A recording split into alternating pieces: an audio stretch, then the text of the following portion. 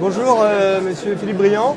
Écoutez, je serais ravi de vous entendre sur l'actualité dans sa globalité. On est dans une période avec de nombreux sujets, une absence de gouvernement, une censure et en même temps une Banque Centrale Européenne qui vient d'annoncer qu'elle allait baisser ses taux de 0,25 points. J'aurais bien aimé vous faire réagir sur cette actualité et sur votre vision face à tous ces sujets. Écoutez, d'abord sur la situation française, parce que c'est une situation qui fait rire. L'histoire d'une dissolution ratée, l'histoire des conseillers du président de la République qui sont ces petits hommes en gris, qui n'écoutent pas le peuple, qui ne sont pas les pieds dans la terre et qui n'entendent pas la République française. Une situation immobilière qui est catastrophique.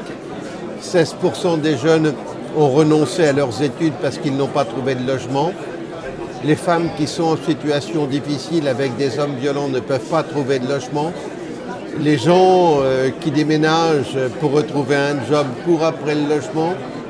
Les femmes qui sont en situation précaire, qui sont caissières en supermarché, dorment dans leur voiture. Et nous, on continue de s'auto-satisfaire.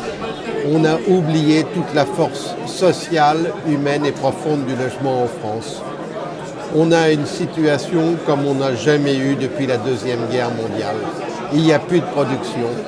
Pour satisfaire à la dimension du pays, il faudrait ressortir 400 000, 450 000 logements de plus par an. On est à peine à la moitié. Donc la première année, vous en manque 200 000, il ne se passe rien. La deuxième année, c'est un peu plus touchy. La troisième année, ça commence à devenir dramatique. Donc on a une situation, puisqu'aujourd'hui on est dans une maison, on parle du logement, qui est dramatique là-dessus. Pour autant, la France a une dimension, mais c'est un objectif raté et dangereusement raté. Vous savez, j'ai du respect pour le président de la République parce que la vie m'a appris à avoir du respect pour tout un chacun. Et je connais bien Emmanuel Macron. Mais quelle hérésie! Vous achetez une action de chez Microsoft ou de chez Apple, vous payez 30% d'impôts. Vous achetez de l'immobilier français, terrain français, promoteur français, architecte français, vendeur français, investisseur français, gestionnaire français. Vous pouvez payer jusqu'à 100% d'impôts. Alors, il vaut mieux acheter aux Américains, production américaine, impôts américains, fonds de pension américains, que d'acheter chez nous. Ce pays fait tout pour se détruire. Je pense qu'aujourd'hui, il est grand temps de le dire et de le dire avec véhémence. Et est-ce que vous pensez que notamment la baisse des taux d'une institution européenne pourrait contrebalancer finalement des politiques ou une vision politique qui n'a pas été jusqu'à présent favorable au logement?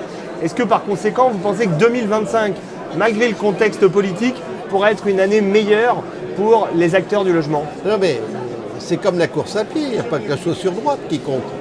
Il y a la chaussure droite, la chaussure gauche, il y a l'entraînement, la préparation, la musculation, le côté où on court. Bon, en gros, aujourd'hui, on a une réflexion de bloc. La Chine, c'est très particulier, ça tient. Le Mercosur, c'est très démerdard, il y a peu de règles, mais ça marche, il y a de l'envie, il y a de l'appétence, ça tourne, ça vit, ça brasse. On y était l'an dernier, il n'y a rien de carré, mais purée, il y a de l'envie. Les États-Unis, c'est un régime qui tourne, etc. Il n'y a pas toutes les contraintes qu'il y a chez nous. Alors on me dit, et ça marche aux États-Unis, mais les taux sont plus importants que chez nous. Oui. La BCE baisse plus vite que la Fed. Oui, mais c'est quand même nécessaire parce que chez nous, il n'y a rien d'autre qui marche. De toute façon, si la Fed baisse, c'est qu'il n'y a plus de demande. S'il n'y a plus de demande, c'est qu'il n'y a plus d'envie. S'il n'y a plus d'envie, il faut se poser des questions. Vous savez, ce qui est vrai dans la vie de l'immobilier, c'est vrai dans la vie de toute société, c'est même vrai dans la vie d'un couple. Quand vous n'avez plus d'envie, c'est le divorce qui s'annonce. Dans un pays qui n'a plus d'envie, c'est le divorce avec les gouvernants qui s'annonce.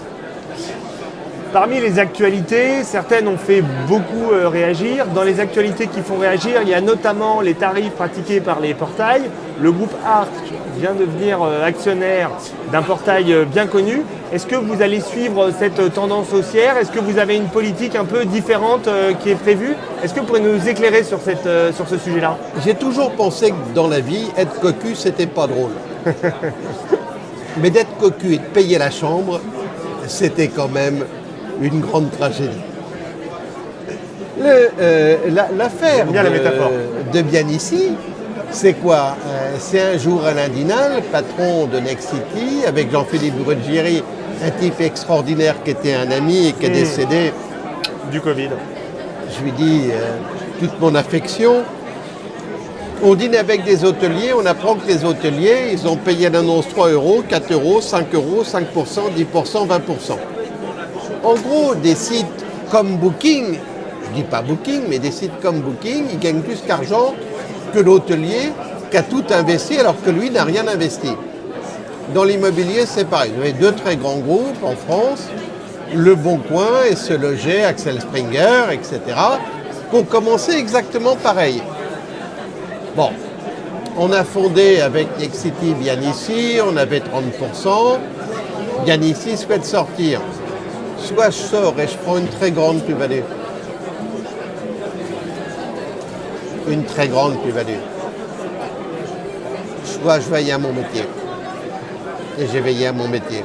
Et vous savez, je vais vous dire, Nexity a été extraordinaire.